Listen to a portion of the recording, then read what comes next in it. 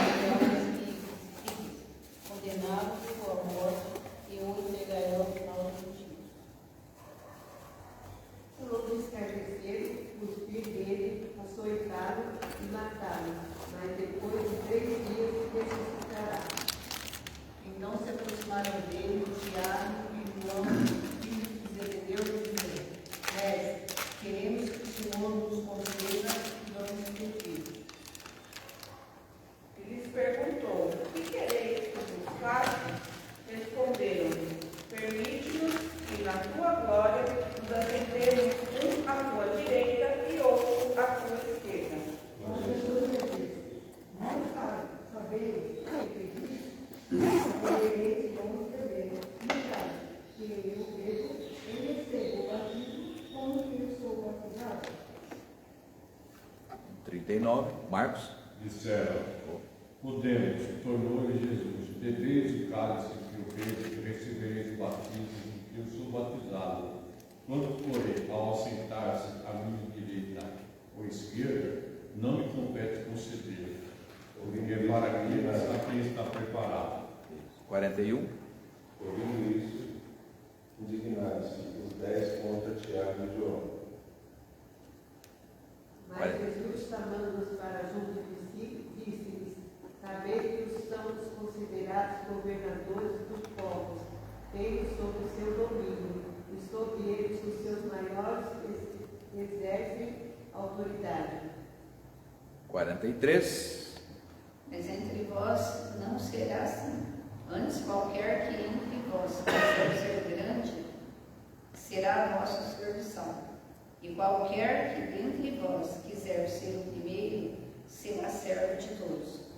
Porque o Filho do Homem também não veio para ser servido, mas para servir e dar a vida em resgate a muitos. Amém. Pai, nesta hora que a Tua palavra é lida, Senhor, nós confessamos a nossa absoluta dependência do Teu Santo Espírito para afastar de nós a nossa autossuficiência, Senhor, de achar que somos capazes de compreender a Tua palavra, considerando-a apenas um livro comum. Lemos bem o português, temos condições de compreender, mas a Tua palavra não se resume ao português e muito menos a nossa compreensão de entender. Por isso nós Te colocamos, Pai, nesta hora, a nossa vontade, nosso desejo e também a nossa necessidade de sermos instruídos pelo Teu Santo Espírito, para que, além do português, além da nossa capacidade de interpretação, sejamos ministrados pela Tua palavra sagrada, pelo Teu Santo Espírito.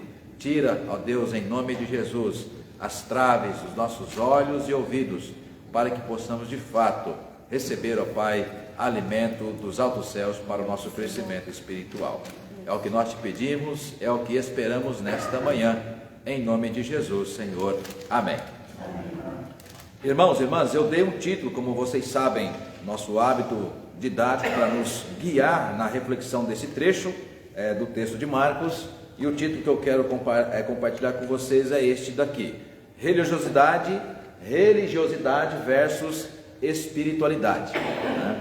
Então nós vamos começar aqui, como nosso hábito também, buscando recursos de outros textos para a gente focar nessa direção para atender ao tema proposto. Religiosidade é diferente, ou é o contrário, é o oposto do que nós vamos compreender, ou pelo menos propor como espiritualidade, tá? Vou distribuir os textos aqui. Começar ali para a minha esquerda. Marcos César, Lucas 19, 41. Como você está com o celular, pode ficar tranquilo. A hora que eu for pedir para ler, eu vou pedir para você. Lucas 19, 41 a 44. Se você já quiser ir encontrando o texto para matar a curiosidade, fique à vontade. Lilian, Daniel 7, 13 e 14. De cá à minha direita, Alessandra, Daniel 12, 1 e 2. Ainda à minha direita, Leila, Isaías 9, 2. Guilherme, Isaías 11, 1 e 2. Oscar Fer, está sem, né? Vasti, Mateus 12, 5 a 8. Dona Débora, João 10, 18. Seu Arlindo, Êxodo 3, 7 a 9. Josué, Marcos 10, 45. Na verdade, pode deixar Marcos 10, 45. Pode ir para Isaías 53, 12. Marcos 10, 45 está no nosso contexto aqui. Do lado de cá, 53, 12. É o clássico, né? Isaías 53, 12. Elide, 1 Reis 10, 6 e 7. Bina, João 5, 44. Claudinei, eu deixei sempre lá para o finalzinho, acabou o tempo, o Claudinei não lê, mas vai ler sim, irmão. João 18, 33 a 36. E o último texto aqui para você, Vera, Mateus 4, versos 3 e 4. Não, na verdade, Mateus 4, de 1 a 4. Mateus 4, de 1 a 4. Bom, vamos lá. Daniel 12, versos 1 e 2. A vocês que nos acompanham de casa, vamos aí refletir sobre o tema, então, religiosidade e espiritualidade, pensando aí esses dois temas, aliás, essa sequência de textos que Jesus trabalhou, estando aqui a partir do Marcos, do capítulo 10 de Marcos, né, do verso 32 ao verso 42, tá? Bom, vamos voltar os nossos olhos para o texto base, está lá em Marcos. Olha só, vamos tentar visualizar os acontecimentos em que, de acordo com a sequência de textos colocados, vamos pensar os capítulos de Marcos e os temas trabalhados como se fosse uma caminhada, né? Essa caminhada terminando, já que nós estamos aqui já lemos mais de 70%, estudamos mais de 70% do livro, então nós estamos caminhando para o final, de acordo com as cenas colocadas por Marcos, nós estamos caminhando para o final do ministério de Jesus. Então, como vocês sabem que nós vimos tantas vezes no Evangelho de Marcos, que é um resumo do ministério de Jesus, nós temos as suas de esquerda e direita, Mateus e Lucas, os evangelhos maiores, mais detalhistas. Marcos é como um resumo. Então Jesus está agora aproximando, Dona Débora, para o final do seu ministério. Então o final do seu ministério, obrigatoriamente, para cumprir as mensagens proféticas de antes de Jesus, precisa ser em Jerusalém, a cidade santa. Por que tem que ser em Jerusalém? Já que durante os 3 anos de ministério de Jesus, ele vai caminhar Cafarnaum, Galileia, Nazaré, né, Tiberíades, ou seja, entre mares, ou à beira-mar, entre campos de camponeses, estradas poeirentas, mas sempre na periferia de Jerusalém, né? Entre aí de 25 a 40 quilômetros, vamos pensar, uma região metropolitana seria hoje, ao invés de trabalhar, né, no centro de Santo André ou no centro de São Paulo, trabalhar em Ribeirão Pires, trabalhar do outro lado, lá na Zona Sul, né? Em Budas Artes, ou um pouco mais próximo, né? Em regiões bastante populosas. Então Jesus teve o seu ministério nesse tipo, né?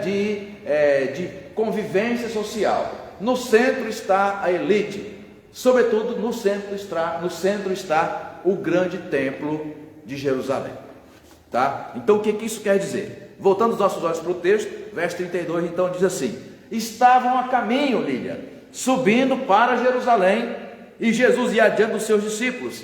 Estes, ou seja, os seus discípulos, agora não mais a multidão, como era comum, não aquele número enorme de pessoas, 5 mil, 10 mil pessoas que estavam atrás de Jesus para buscar ali uma cura, uma bênção, uma esperança, quem sabe. Esses 12 estavam com ele. O texto faz questão de dizer no verso 32 que eram exatamente os 12. Então, porque muitas vezes o texto também fala da multidão como os discípulos de Jesus, né? Os discípulos, ou aqueles que estavam seguindo Jesus. Aqui não, gente, é a conclusão do ministério de Jesus, iniciando a conclusão. Então são os 12.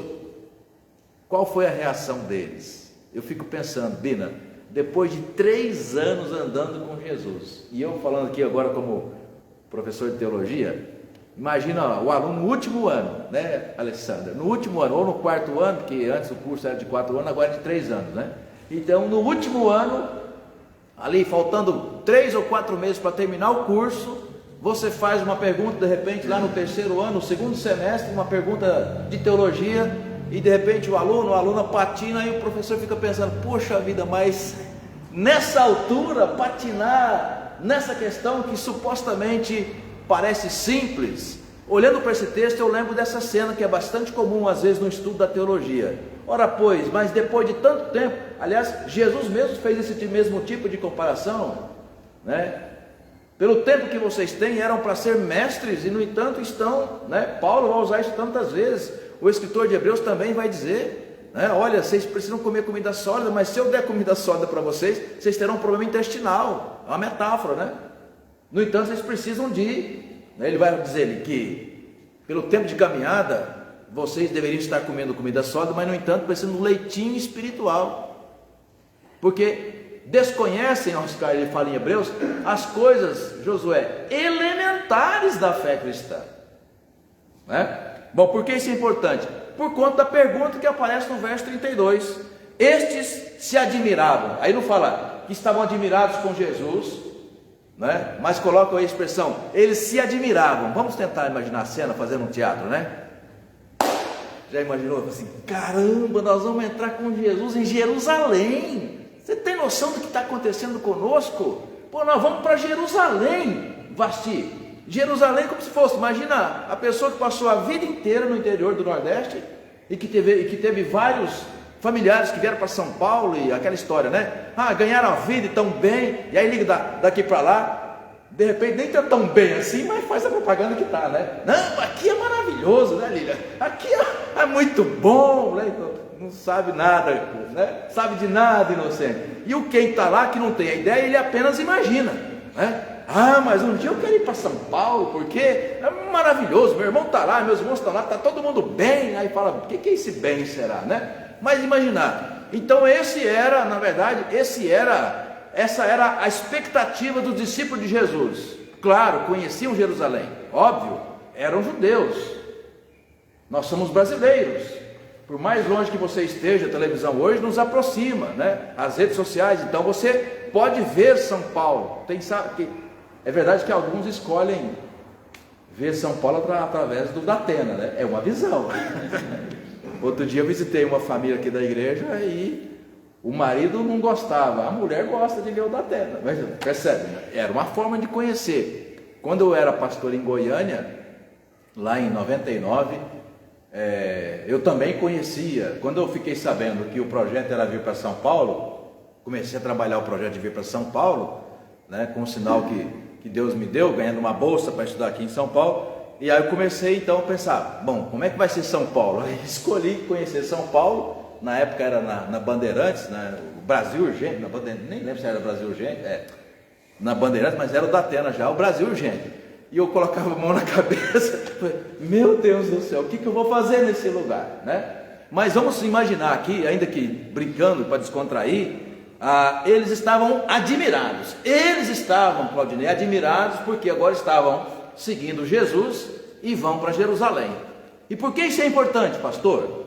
Porque o próximo passo será fundamental. E aí o que nós vamos comparar como religiosidade. Os discípulos, mesmo depois de 3 anos, ainda estavam pensando Jerusalém. E aquela experiência com Jesus, Claudinei, eles estavam ainda pensando numa experiência puramente religiosa, tradicional. Depois de 3 anos, depois de sinais, maravilhas, curas, depois de terem visto discípulos andando sobre as águas, vamos imaginar, Jesus está terminando o seu ministério, então, já haviam visto e concretizado tudo aquilo, mas continuavam ainda a alimentar aquela experiência, como se diz, né? Aprendida, porque religião você aprende, claro que você aprende. Religião a gente aprende, principalmente quando está tantos anos fazendo a mesma coisa. Aliás, fomos surpreendidos hoje, fomos não, eu fui pelo menos, né? Na fala do Guilherme, quando diz, né? Não, vamos sair da rotina, vamos pensar em algo, né? Por exemplo, o que está agora no seu coração? Porque às vezes a gente vai no automático, isso é verdade, né? Então, Jesus coloca no verso 32, diante daquela admiração, né? Jesus, chamando outra vez os 12 para um lado, vem cá, vocês não estão entendendo o que é Jerusalém. Não, como não estão entendendo? Nós nascemos aqui, todo ano o judeu era obrigado a ir, pelo menos uma vez, Lilian, em Jerusalém para as festas tradicionais, era no templo. Então todo judeu fazia aquela procissão, né? Aquela caminhada, saindo do interior, região metropolitana, e indo para Jerusalém. Todo ano as festas judaicas, sobretudo, ou principalmente a Páscoa. Então, claro que eles conheciam Jerusalém, claro que eles conheciam o templo, mas nunca acompanhado por alguém, Oscar, tão poderoso, tão diferente quanto Jesus. Então é por essa admiração, é por isso que eles estavam admirados. E afinal de contas, dona Débora, durante 3 anos, Jesus profetizando sobre o que seria aquela entrada em Jerusalém. Ou seja, que quando entrar em Jerusalém, o reino de Deus, que eles tanto esperavam, será concretizado. Por essa admiração. Então o que é reino de Deus? O texto, eu gosto do final de Marcos, porque ele vai mostrando essas conclusões que nos chamam bastante atenção. Se é reino de Deus, e Jesus é Deus, ou é o Filho do Homem, Jesus é então o Deus encarnado, é assim que os discípulos estavam sendo treinados. Bom, então se Jesus é rei, vamos pensar no nosso sistema político, né? Bom, se um amigo seu, alguém muito chegado, foi eleito governador do estado, prefeito da cidade, Oscar lidou muito com isso, né? Opa, então se um amigo tão chegado, né, Marcos, é agora prefeito, então vamos sonhar ali com uma secretaria, entendeu? Um ministério, né? Aquele cargo político que é cargo, como é que fala? De confiança, né? Vou ter um aumento de salário. Ele já começa a pensar, bom, se Jesus é então rei, e ele será rei de Jerusalém, pronto. Então admiração, de onde o senhor tirou isso, pastor? O 33, eis que subimos para Jerusalém, o Filho do Homem será entregue aos principais sacerdotes e aos escribas, eles vão condená-lo à morte e entregá-lo aos gentios. Marcos não diz isso, mas Mateus fala. Quando Pedro escuta isso, Pedro fala assim, para, não, ou seja, ele não queria acreditar que seria aquele resultado, não, porque Pedro estava de fato pensando o que era o reino de Deus. O reino de Deus é, Jesus vai governar Jerusalém, e se ele vai governar Jerusalém, Bina, nós seremos ministros, nós teremos poder, nós vamos mandar e desmandar em Jerusalém. Então Pedro fala para Jesus, não, Senhor, de modo algum. O que Jesus fala para ele? Arreda Satanás, porque não cogita, o que você está pensando não é o projeto de Deus. Marcos não traz essa cena, mas ela acontece em Mateus, nesse mesmo episódio, né? Aí então, 35, então se aproximaram dele, os 12, né? Então agora dos 12, Tiago e João, filhos de Zebedeu, dizendo: mestre, queremos que o Senhor nos conceda o que vamos pedir. Já que o Senhor vai ser presidente da República, governador de Jerusalém, olha o inusitado, 36. Pode perguntar, o que vocês querem? Né? O que querem que eu faça para vocês? Né? Permite-nos que na sua glória, e aqui, gente, essa glória não é a glória celestial, tá? É a glória do poder. É a mesma glória que daqui a pouco a gente vai relembrar ouvindo a leitura que a Vera Mantovani vai fazer. Quando Jesus foi tentado em Marcos, ou tanto Marcos, mas também Mateus 4, né? O diabo propõe exatamente isso, né? Olha, atira-te daí, do pináculo. Pináculo aonde? Na catedral de Jerusalém, ou seja, nas alturas. Pula daí e mostra que você é o cara, que você é poderoso, né? Toda essa glória, a segunda tentação, né? Toda essa glória será tua. Então é desta glória que os discípulos estão com os peitos inflamado, achando que é este reino que Jesus agora vai trazer de volta. Por que vem essa expectativa? Ora, pois, por aquilo que foi a dinastia davídica. E as profecias sempre davam conta de que é da descendência de Davi que virá o Messias. Afinal de contas, Jesus é o Messias. Então, se ele vai dar conta da profecia anunciada durante 700 anos, então Jesus é o Messias, então ele vai trazer de volta o que? A dinastia de Davi. O que é a dinastia de Davi? Prestígio, expansão territorial, dinheiro, ouro, prata e poder. Ou seja, o Império Romano vai cair, pelo menos aqui em Jerusalém. Nós não seremos mais dominados por uma nação estrangeira. Nós voltaremos a ter, por exemplo, liberdade na nossa própria terra. A gente não vai ter que pagar imposto tão alto e para um estrangeiro. Então é isso que estava nutrindo o coração dos discípulos, né? Então eles pedem nessa sua, verso 37, permita-nos, mestre, que na sua glória nos assentemos um à sua direita e o outro à sua esquerda. Ou seja, ministro do planejamento nem tem mais, né? Ministro da Casa Civil, e vamos pensar aí quem é o outro, né? Da economia, só isso aí, né? Ou seja, quem é que vai ficar com a chave do cofre, né? Ou o ministro das comunicações, que é o porta-voz, é o que fala em nome do presidente, né? Ou quem será o ministro do Itamaraty ali, né? O ministro do Itamaraty, das relações exteriores, imagina, é o cara que vai falar e vai nomear embaixador no mundo inteiro. Então o poder é isso, né? Ele deixa a pessoa, né? E infelizmente a religião não está dissociada disso, ela está exatamente no meio disso. Portanto, irmãos, vamos pensar aqui esse lugar de Jerusalém. Primeiro texto, Marcos, então, Lucas 19, 41 a 44, vai nos narrar um pouco essa expectativa do que se pensa a Terra Santa, né? A disputa, o poder que havia ali na grande Jerusalém, ou no templo sagrado de Jerusalém. Pode ler, irmão. 19, 41, né? 41 a 44. Quando ia chegando, vendo a cidade chorou, ele disse: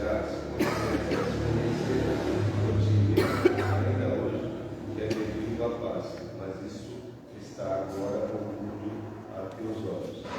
Pois sobre ti virão dias em que os teus inimigos te cercarão de trincheiras e por todos os lados te apertarão o seio, e te arrasarão os teus filhos dentro de ti, não deixarão em ti pedra sobre pedra, porque não reconhece a oportunidade da tua visita. Nossa, gente, esse texto é extraordinário. Então, em outras palavras, né? Falei, gente, o Messias está no meio de vocês. Jesus está aqui.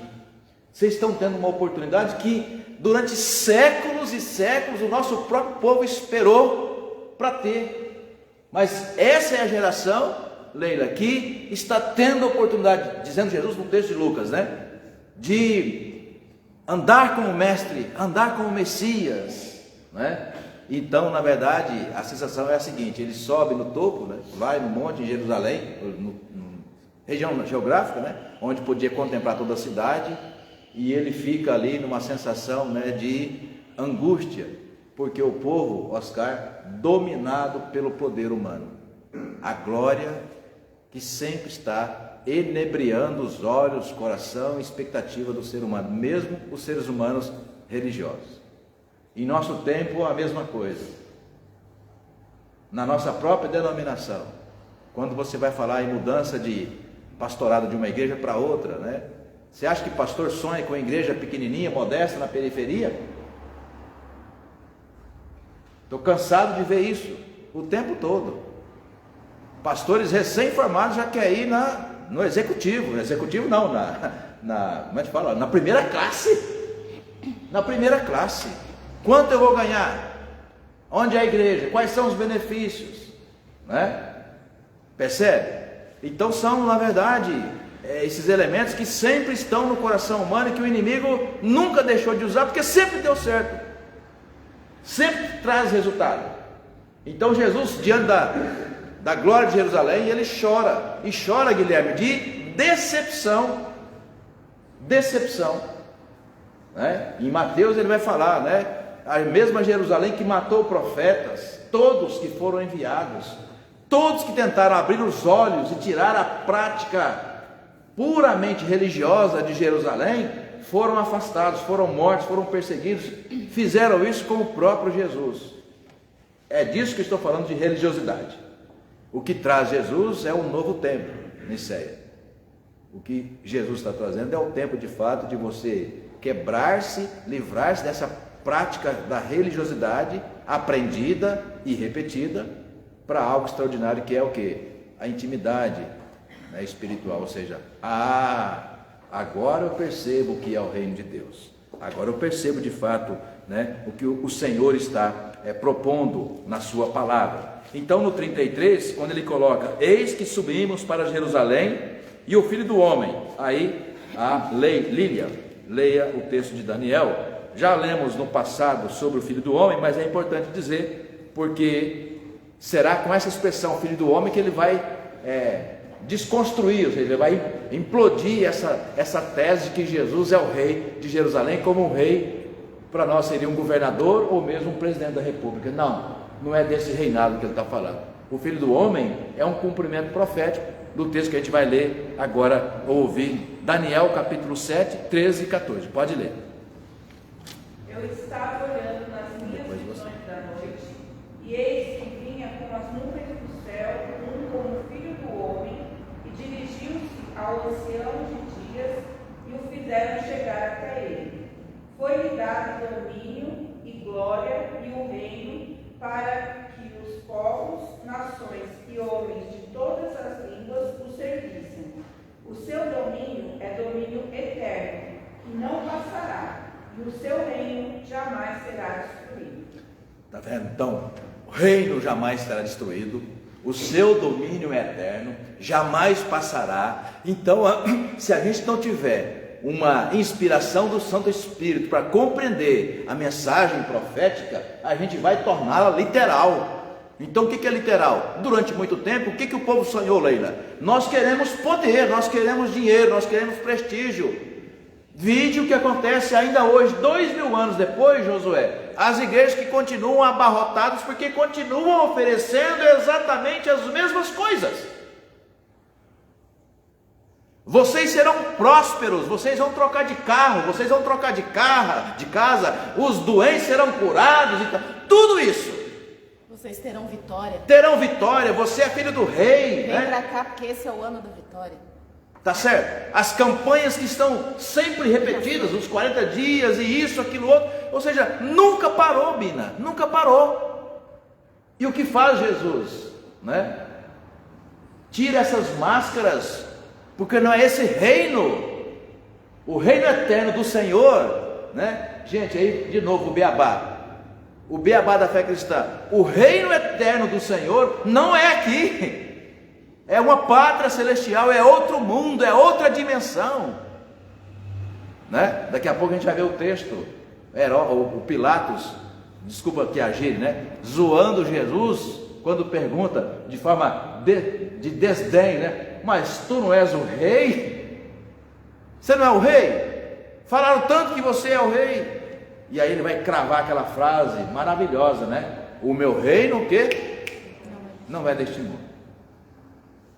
Então a glória que vocês estão agora disputando para ter direita e esquerda, essa glória não é a glória de Deus. Não é essa glória que vocês terão. Não é essa glória que eu estou anunciando. Próximo texto, Isaías 12, 1 e 2. Isaías não, Daniel. Ele vai falar pela primeira vez da ressurreição.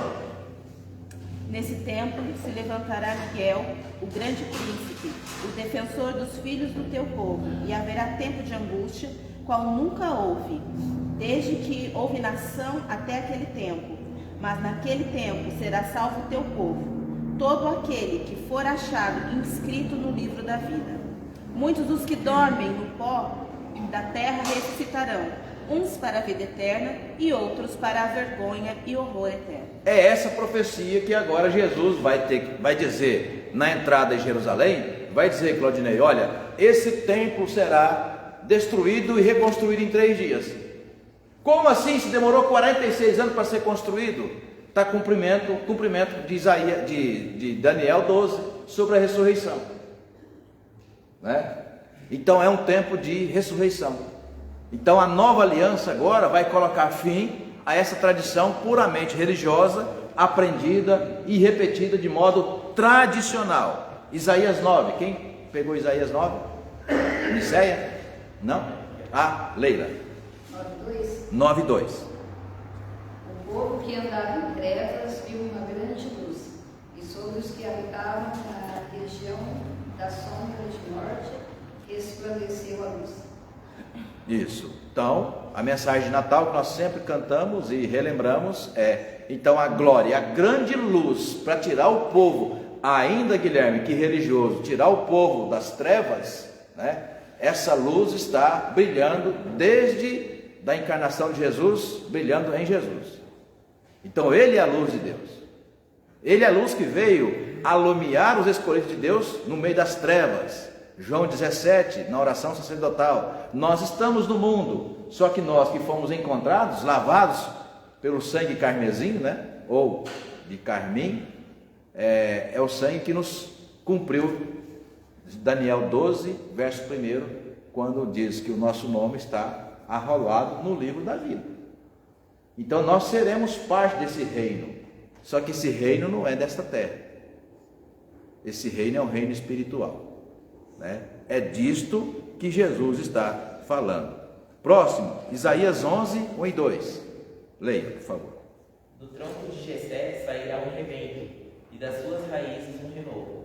Repousará sobre ele o Espírito do Senhor, o Espírito de sabedoria e de entendimento, o Espírito de conselho e de fortaleza, o Espírito de conhecimento e de temor do Senhor. Amém. Amém. Então esse é Jesus. Do tronco de Jessé, ou seja, até antes de Davi. Jessé é o pai de Davi, né? Então vai o profeta Samuel na casa de Davi, de Jessé, passa todos, não é. Tem mais alguém? Tem um lá, mas ele não serve. Mas não serve por quê? Quem é? Traga aqui, era Davi. Bom, então é da casa de Jessé, e foi da casa de Jessé. Olha como é a profecia. Da casa de Jessé, Deus vai tirar um rebento, ou do tronco de Jessé, da raiz de Jessé. Então daquela família, Deus vai tirar o quê? O Messias. Então qual foi a expectativa gerada por Jerusalém, por Israel?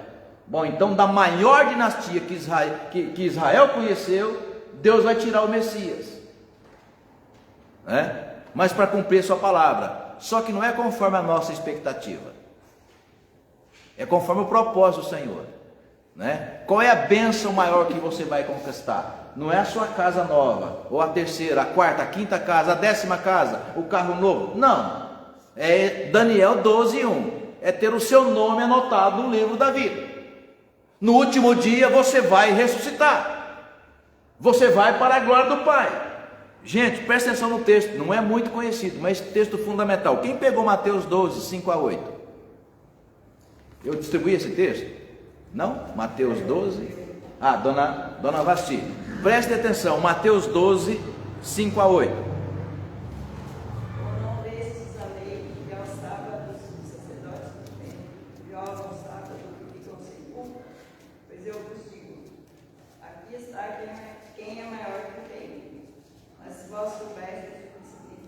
Misericórdia quero e não holocaustos.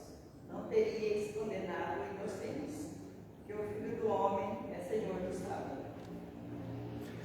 Aqui está quem é maior do que o templo.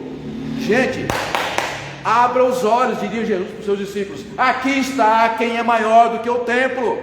Aqui está quem é maior do que religião. Aqui está quem é maior do que tradição. O novo tempo que Deus está agora inaugurando, a dinastia de Davi, está agora representada no Messias, é o Filho do Homem, ou seja, esse templo será ruído em 3 dias.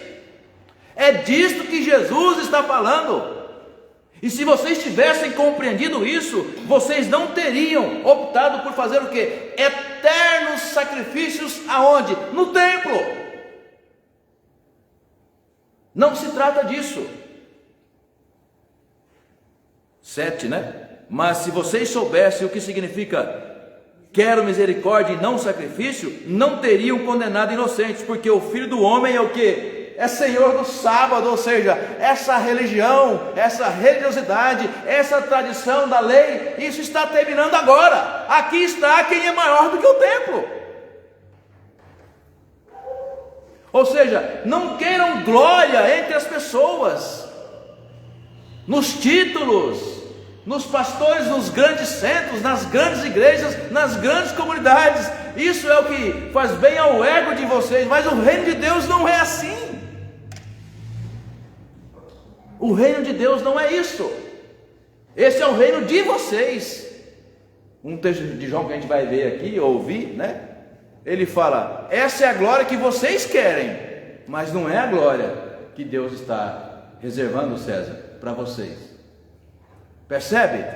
Então Jesus diria, meu filho, né? Usando a gíria, estava o tempo todo noutra vibe, Guilherme, noutra estação.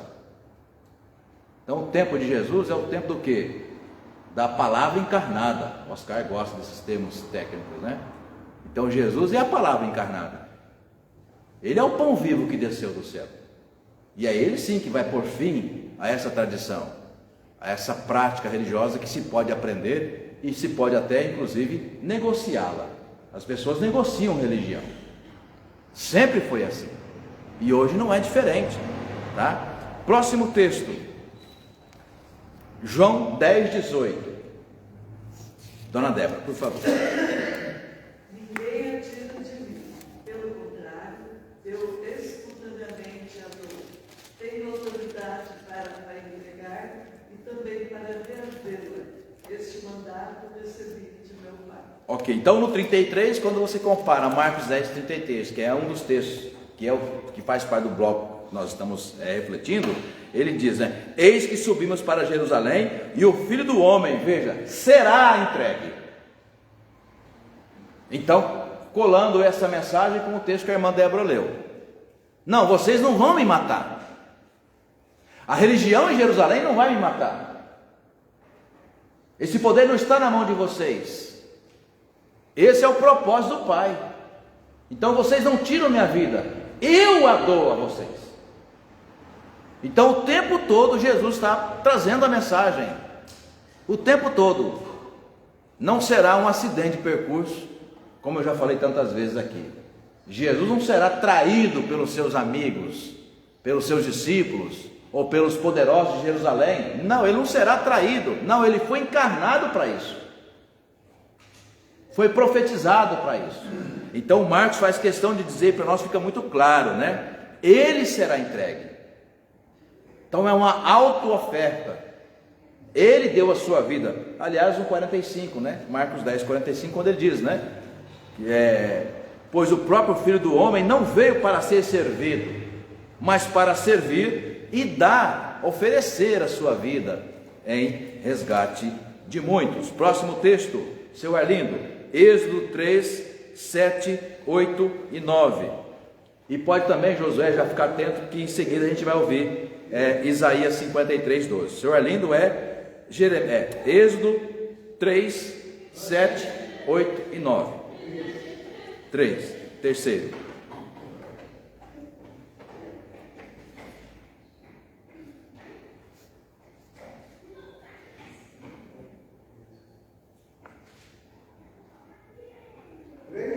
Três, 7, 8 e 9. Disse ainda o Senhor: certamente vi a aflição do meu povo que está no Egito, sobre amor por causa dos seus exaustores, o êxodo e o sofrimento. Por isso decidi, a fim de livrar-nos da mão dos egípcios, e fazê-los subir daquela terra, uma terra boa, ampla, terra que manda leite e mel, o lugar do cananeu, do Eteu, do Amorreu, do Ferezeu, do Heveu e do Jebuseu.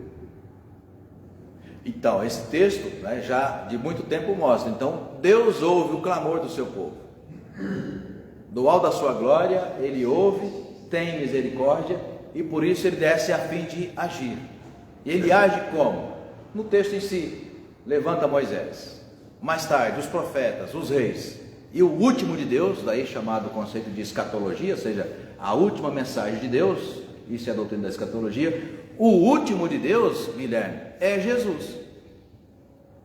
Não há nenhuma outra profecia, Niceia, bíblica, a esperar a sua concretização, senão Jesus. Jesus é o último de Deus. Por isso, ainda hoje, e infelizmente, da mesma forma como no seu tempo, pessoas duvidam. E duvidam, muitas vezes, não é porque não tem entendimento.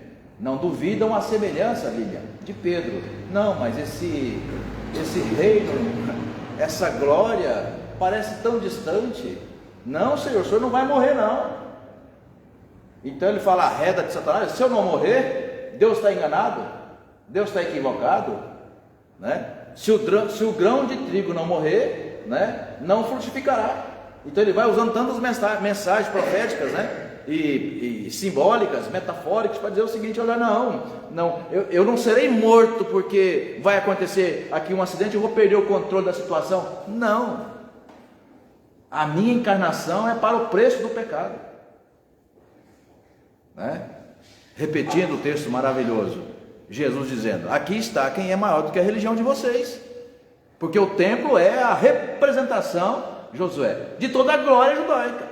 Então está aqui alguém que é maior do que o templo. Isaías 53, verso 12.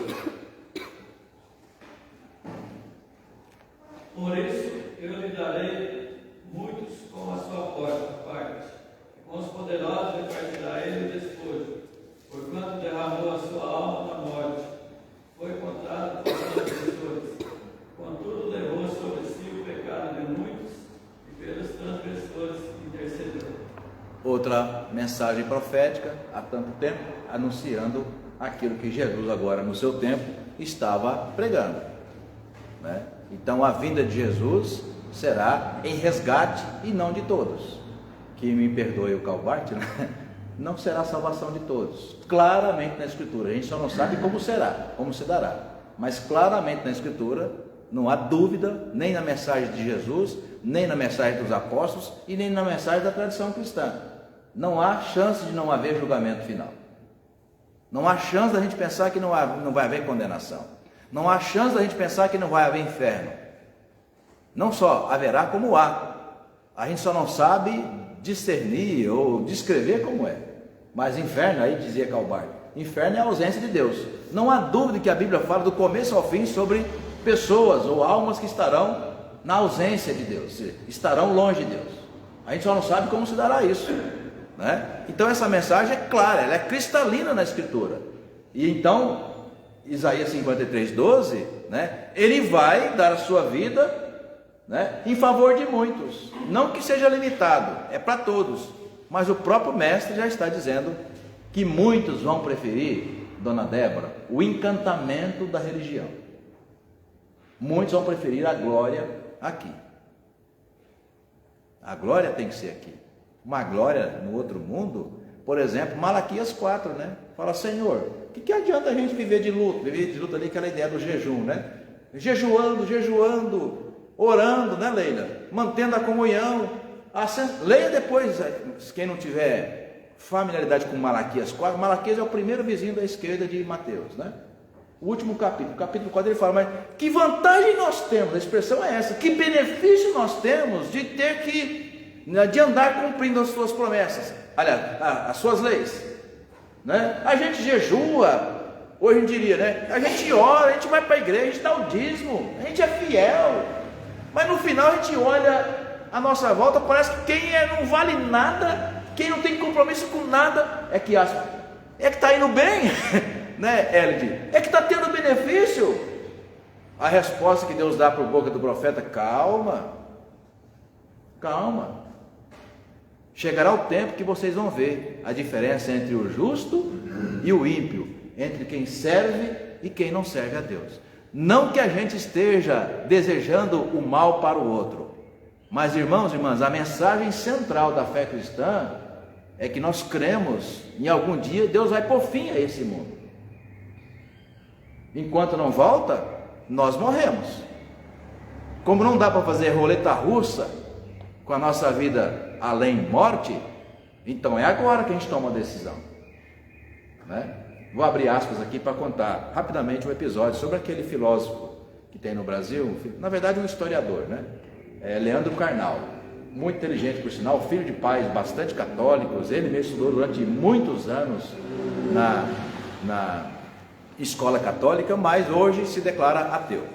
E ele conta num dos seus vídeos que certa vez indo para a África do Sul, num evento, isso quase 20 anos atrás, e aí de repente uma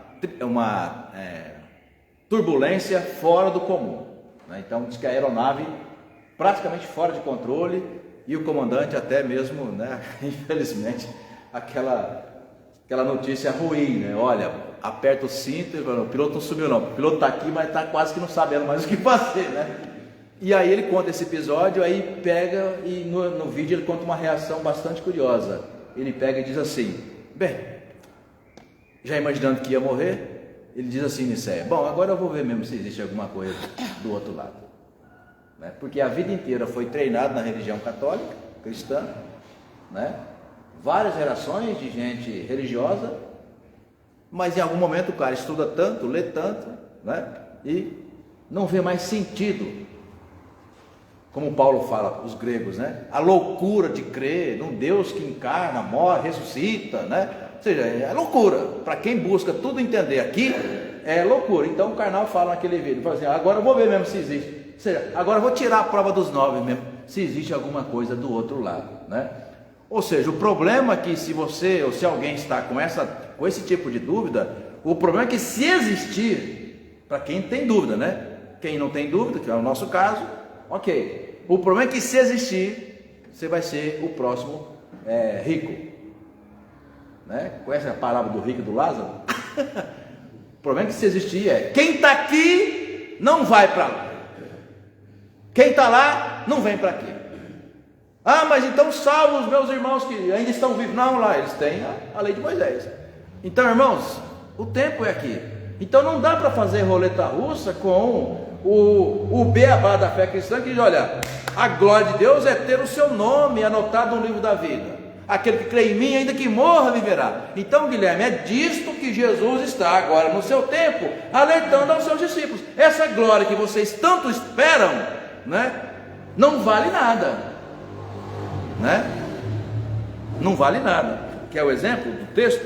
Vamos encontrar João capítulo 5, verso 44. Quem pegou? João 5, 44. Leia, Bina, por favor. Como podem crer vocês que aceitam glória uns dos outros e não procuram a glória que vem de Deus único? Como é que vocês podem crer na mensagem que o Messias está trazendo, se vocês na verdade se encantam, para usar o texto de Marcos, né, Oscar, se admiram com a Jerusalém física? Como é que vocês podem crer na mensagem do Messias, se vocês ficam disputando para ver quem vai ser o sumo sacerdote do templo, ou quem vai ser o pastor mais famoso, quem vai ser o pastor da igreja maior? Por isso que vocês não são capazes de crer em alguém que está dizendo que é maior do que o templo, porque vocês se encantam com as coisas dessa terra. Ainda hoje as pessoas se encantam, preferem muito mais, né, as bênçãos materiais, uma vida sem problema, pastor Alessandro, o que é uma utopia, né? E as igrejas que prometem isso, os pastores que prometem isso, são os pastores, aspas, bem-sucedidos do nosso tempo. Por quê? Porque de fato, no final, é o que as pessoas esperam. E aí, mal comparando, estão semelhantes ao Leandro Carnal, que é um filósofo ateu. Não é possível acreditar em alguma coisa depois da morte, né? Não é possível acreditar que a maior bênção prometida por Jesus é a glória, mas não nesse mundo. Mas é uma brincadeira que a gente faz, né, na escola dominical com criança, né? Quem quer ir para o céu? Com criança não, com adulto, né? Quem quer ir para o céu, levanta a mão. Todo mundo levanta, né? Claro, quem quer ir para o céu? Claro que a gente quer. Quem quer ir para o céu agora?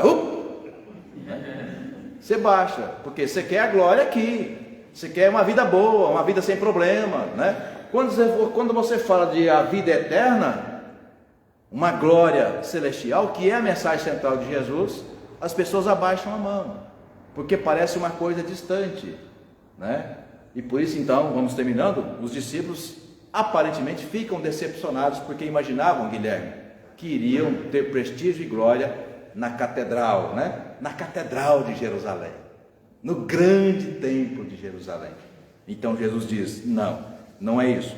Vamos terminando? João 18, Claudinei, João 18, 33 a 36.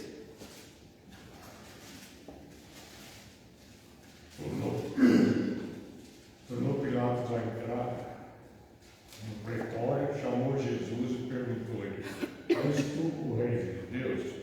Respondeu Jesus: vem de ti mesmo esta pergunta, ou te disseram os outros a meu respeito? Replicou Pilatos: porventura sou judeu? A tua própria gente, os principais sacerdotes, é que te entregaram a mim o que fizeste. Respondeu Jesus: o meu reino não é deste mundo. Se o meu reino fosse desse mundo, os meus ministros se empenhariam por mim, para que não fosse eu entregue aos judeus. Mas agora o meu reino não é daqui. Tem algumas coisas muito importantes, Oscar Fé, nesse trecho. Mas a que mais me choca nesse trecho é quando ele fala, o Pilatos fala para Jesus, né? Bom, você sabe, eu não sou judeu. Ele era romano, ele era uma autoridade que está ali representando o império. Eu não sou judeu, né? Ou seja, essa mensagem não faz sentido para mim. Agora, a segunda coisa, quem me entregou, ou seja, quem deu a sua vida aqui para eu julgar, foi o seu próprio povo. Ou seja, acreditaram na mensagem de Jesus? Não. Acreditaram nele quando ele disse: aqui está quem é maior do que o templo? Não. O que eles preferiram? Não, vamos estar assim com Pilatos, com César, com Roma, porque na verdade quem governa a Jerusalém sonhada e desejada é esse povo, né? Jesus, em Marcos 10, repreendendo Élide, aquele desejo de Tiago e João: mestre, um à direita, outro à esquerda, quando estiver na tua glória, ou seja, quando o Senhor estiver dominando, fazendo os decretos do templo em Jerusalém, da grande Jerusalém, lembra de nós queremos ser seus primeiros secretários, né? Veja só o que responde Jesus lá no final, né? Aliás, um pouco antes, para a gente não ficar fora da mensagem simbólica, simbólica que ele coloca aqui, né? Parece uma mensagem enigmática. Primeiro 39, né? 38. Jesus então responde: vocês não sabem o que estão pedindo. Será que podem beber o cálice que eu bebo, ou receber o batismo com que eu sou batizado? Bom, até então Jesus fala, preparando o caminho de coisas que eles podiam. Claro, eles tomavam cálice. Vinho fazia parte, inclusive, da culinária judaica. Jesus tomava vinho, assim como todos os discípulos, os judeus tomavam vinho. Não, então beber o cálice, é claro que a gente pode beber. A gente já bebeu, né? E o batismo? Não, nós também fomos batizados por João no Jordão. Claro que nós podemos. Mas não era disso que Jesus estava falando, tá? Tanto que aí ele pega e vai na sequência, ele fala: vocês beberão o cálice que eu bebo e receberão o batismo com que eu sou batizado. 40. Quanto a sentar à minha direita ou à minha esquerda, não me compete concedê-lo. Ou seja, porque a minha vontade, João capítulo 4, ele fala: a minha vontade persiste em fazer a vontade do Pai. Eu não estou aqui para realizar a obra própria. Percebe? Do começo ao fim, Jesus não perde o foco do seu ministério, ou seja, Jerusalém não o encanta, os poderes das suas mãos não o encantavam, não. Jesus o tempo todo está plenamente convicto da sua mensagem messiânica. Ele veio para pôr fim o templo de Jerusalém. Portanto, ele veio para terminar a antiga aliança, a religião. A nova aliança é o quê? Do mistério da fé. Terminando, lá no 42. Mas Jesus, chamando todos para junto de si, disse: vocês sabem que os que são considerados, é interessante que ele coloca, os que são considerados governadores. Quem acha que de fato é, governador? Então, aquela ideia de autoridade, de poder. Bom, nesse mundo, eles exercem esse poder sobre nós. Mas como o reino de Deus não é deste mundo, Jesus coloca bem claro isso. Então, vocês sabem que os que são considerados governadores dos povos os dominam e que os seus maiorais exercem autoridade sobre eles. Mas entre vocês não é assim. Ou seja, nesse novo tempo que Jesus está colocando, olha, não é essa a tradição que eu quero que vocês resguardem e continuem pregando. Entre vós não é assim, ou seja, vocês não devem se encantar com glórias humanas. Vocês não devem se encantar com um templo físico. Claro, ele reúne o povo, mas ele é temporário. Tanto que a palavra igreja, ou ekklesis, em grego é tirar de dentro de. Como em inglês, tirar de dentro de. E Eclésis é chamado. Então, eclesia, que foi traduzido por igreja, que a gente entende como templo, no grego olha, nós somos chamados para o mundo. Então, nós somos igreja no mundo. Mas igreja no mundo é aquela ideia de que, não, cada um para si, Então, a gente quer o espaço aqui. Então, a gente vai, Lília, de alguma forma, reproduzindo uma mensagem da sinagoga, uma mensagem do templo. Portanto, a nossa grande dificuldade é nos livrar dessa glória humana que se resume, muitas vezes, a nossa condição eclesiástica, tão limitante, tão limitadora, Mas a mensagem de Jesus se sobrepõe e vai além. 44. E quem quiser ser o primeiro entre vocês, que seja servo. A palavra grega aí é doulos, ou seja, que se prostra diante do outro. Quem se prostra é quem não tem autoridade nenhuma. Desculpa aqui a expressão.